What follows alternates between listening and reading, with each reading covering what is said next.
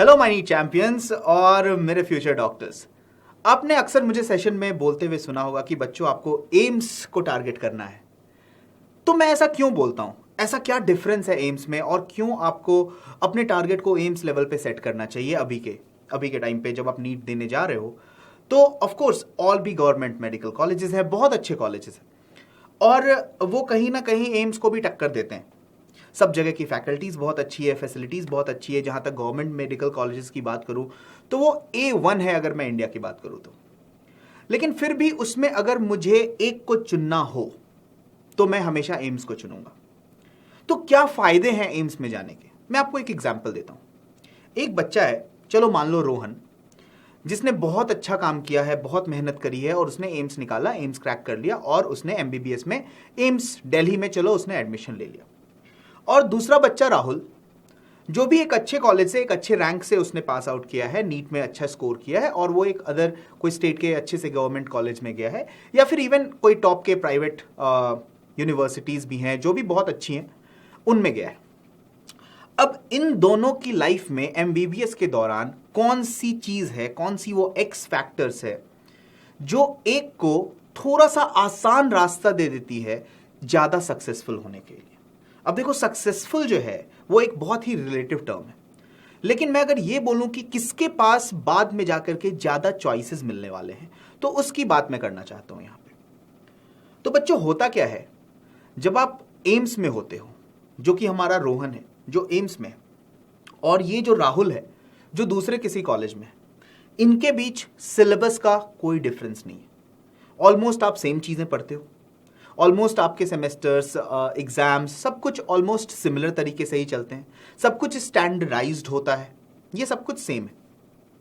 जो आपको एम्स में फैकल्टी मिलती है वो बहुत ही टॉप नॉच फैकल्टी होती है, वो best in the business faculties होती है।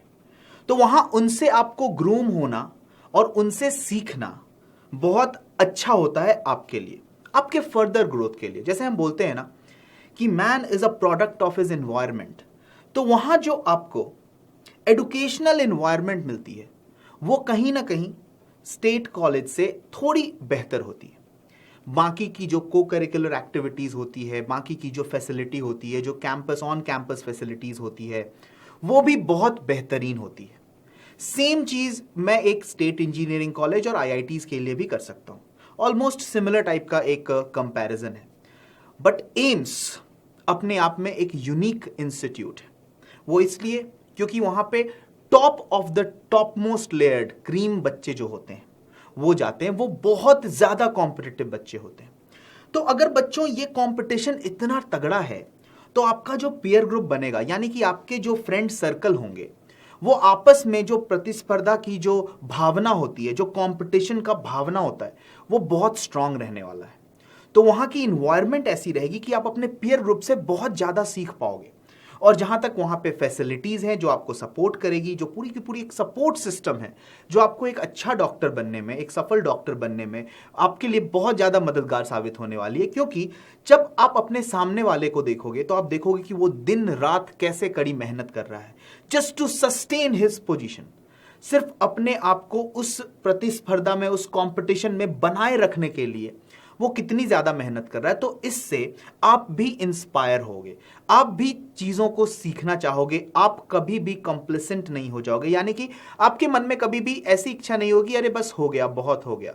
तो ये जो गिव अवे वाला एटीट्यूड होता है, ये जो नेग्लिजेंस वाला एटीट्यूड होता है, ये एम्स के बच्चों में बहुत कम देखा गया है। उसका एक सीधा सा रीजन है कि उनकी पीयर ग्रुप, क्योंकि वहां पे क्या है, हमेशा इनोवेशन की बातें होंगी, वहां रिसर्च की बातें होंगी। और अगर रिसर्च पे आते हैं बच्चों, तो एम्स में जो जर्नल्स पब्लिश होते हैं वो बहुत ही ऑथेंटिक माने जाते हैं।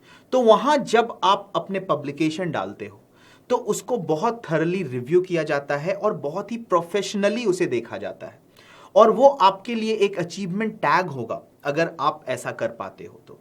जबकि कहीं ना कहीं इस चीज में कहीं पीछे रह जाती है जो नॉर्मल गवर्नमेंट कॉलेजेस हो गए। तो ओवरऑल बात यह है कि जो रोहन था उसने भी सेम ही पढ़ाई करी, उसने भी सेम ही सिलेबस करा, लेकिन उससे जो इन्वायरमेंट मिल रहा है ना, इसका एक बहुत बड़ा इंपैक्ट पड़ता है रोहन के ऊपर। प्लस ये कॉन्फिडेंस कि उसने एम्स निकाला है, ये अपने आप में बहुत बड़ी बात है। यानी कि एम्स का टैग कैरी करना ही बहुत बड़ी बात है। आप उन 50 बच्चों में से हो, टॉप के 50 बच्चों में से हो, जो 17-18 लाख बच्चों में से चुन के आए हैं। तो आपको खुद ही समझ में आ रहा होगा कि ऐसे बच्चों के कॉन्फिडेंस लेवल कितना हाई होगा। और ऐसे बच्चे जब साथ में पढ़ते हैं, साथ में बैठते हैं, साथ में रहते हैं, उनके बीच जिस तरह की डिस्कशंस होती हैं, जिस तरह की डिबेट्स होती हैं, जिस तरह की बातचीत होती है, और जैसा ये एक कॉम्पिटिटिव एनवायरनमेंट डेवलप कर लेते हैं बच्चों, उस एनवायरनमेंट में रहने से ये बच्चे एक दूसरे से बहुत ज्यादा सीख जाते हैं। एक और फायदा है, वो फायदा ये है कि एम्स के प्रोफेसर्स या एम्स के डॉक्टर्स वेल कनेक्टेड होते हैं अक्रॉस द कंट्री, या फिर मैं बोलूं ग्लोबली। तो अगर किसी बच्चे का ये मन है कि वो, क्योंकि एमबीबीएस करके तो सब कुछ होगा नहीं, है कि नहीं, आपको तो और भी पढ़ाई करनी है, आपको पोस्ट ग्रेजुएशन करना पड़ेगा, स्पेशलाइजेशन करना पड़ेगा। तो इसके लिए आपको चाहिए वेल कनेक्टेड लोग। तो अगर आप बहुत अच्छा काम कर रहे हो, किसी भी प्रोफेसर के अंडर आप हो और आप बहुत अच्छा काम कर रहे हो, और वो अगर आपसे इंप्रेस होते हैं, तो आपको बहुत आसानी से कनेक्शंस मिल जाते हैं बाहर के पढ़ाई के लिए, क्योंकि उनका कांटेक्ट होता है, उनके बहुत अच्छे कॉन्टैक्ट्स होते हैं, उनके बहुत अच्छे संबंध होते हैं। इस पूरे जो पूरा का पूरा ये मेडिकल फोरम है, उनके साथ बहुत अच्छे संबंध होते हैं, और लोग उन पे लुकआउट करते हैं किसी भी समस्या के समाधान के लिए, या फिर वो किसी रिसर्च में, बाकी जैसे कि जर्मनी का कोई रिसर्च इंस्टीट्यूट है, मेडिकल रिसर्च इंस्टीट्यूट है, कोई चाइना का है, कोई रशिया का है, तो ये सब कोलैबोरेटिव एफर्ट्स भी चलते रहते हैं, जिनसे आप एक्सपोज हो जाओगे, जहां पे आपको काम करने का मौका मिलेगा। अब आप सोचो कि 4 बाहर के भी डॉक्टर्स हैं जिन्होंने आपका काम देखा है, चलो एज ए असिस्टेंट देखा है, लेकिन अगर आपने वो इंप्रेशन दिखा दिया, तो कहीं ना कहीं आपको बहुत फायदा मिलने वाला है फ्यूचर में, अगर आप वहां जाके कुछ परस्यू करना चाहते हो। तो ये एक बहुत बड़ी अपॉर्चुनिटी होती है वहां के बच्चों के लिए कि एक्सपोजर जो है उन्हें शुरुआत से ही मिलना शुरू हो जाता है। तो जैसे मैंने शुरुआत में कहा था ना कि चॉइसेस की बात है, आपको नंबर ऑफ चॉइसेस बहुत ज्यादा मिलेंगे, और आपके पास एक कॉन्फिडेंस तो है ही कि मैंने एम्स निकाला है और मैं एम्स दिल्ली से हूं, या फिर अब तो बहुत सारे एम्स हो गए, तो किसी भी एम्स इंस्टीट्यूट से आप हो, तो आप वो टैग कैरी करते हो, और ये टैग आपको एक प्राउड वाली फीलिंग देती है ऑब्वियसली। और देखो क्या है कि प्राउड और ईगो, इन दोनों में ना एक बहुत ही छोटा सा डिफरेंस है। तो आपको ईगोइस्टिक नहीं होना चाहिए, आपको प्राउड फील करना चाहिए।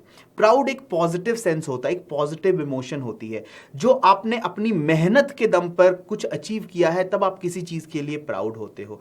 जबकि ईगो एक बहुत ही नेगेटिव चीज है, और वो एज अ डॉक्टर आपको हमेशा साइड में रखनी चाहिए। ईगो आपको एरोगेंट बनाती है, और जब आप किसी पेशेंट से मिलते हैं तो आप यही चाहते हैं कि आप बहुत विनम्र रहें, आप बहुत ही पोलाइट रहें, क्योंकि वो बेचारा परेशान होकर के आपके पास आया है, तो वो आपसे यही एक्सपेक्टेशन करता है कि आप उसकी परेशानी को समझें, आप उसके दुख को समझें। तो सिर्फ एक अच्छा डॉक्टर होना ही हमारे जीवन का लक्ष्य नहीं होना चाहिए, हम एक अच्छे इंसान भी होने चाहिए, ये सबसे ज्यादा जरूरी है। तो एथिक्स जो है वो डॉक्टर्स के लिए बहुत ज्यादा इंपॉर्टेंट है, क्योंकि ऐसे ही हम डॉक्टर्स को भगवान का दूसरा रूप नहीं बोलते हैं। तो बच्चों, ये बात थी कंपैरेटिव स्टडी की, और भी गवर्नमेंट कॉलेजेस की और एम्स की। और मेरे हिसाब से जो एम्स है वो थोड़ा सा बेटर है बाकी के कॉलेजेस से। अगर मैं इन सभी चीजों को एक साथ आंकूं, तो मुझे ये लगता है कि कहीं ना कहीं थोड़ा एडवांटेज जरूर होता है अगर आप एम्स क्रैक करते हो। तो मैं बस आपसे यही कह सकता हूं कि आप ऐसे ही अपनी तैयारी करते रहिए और मेरे सेशंस में आते रहिए, क्योंकि आपके रास्ते का जो रोड़ा है वो बेसिकली फिजिक्स है, वो मैं नहीं बनने दूंगा। और अगर आप चाहते हो कि आप एम्स जाओ, तो आपको पता है कि कट ऑफ बहुत हाई होने वाला है, यानी कि आपको 700 प्लस 720 प्लस इस टाइप से स्कोर करने की कोशिश करनी पड़ेगी, है ना।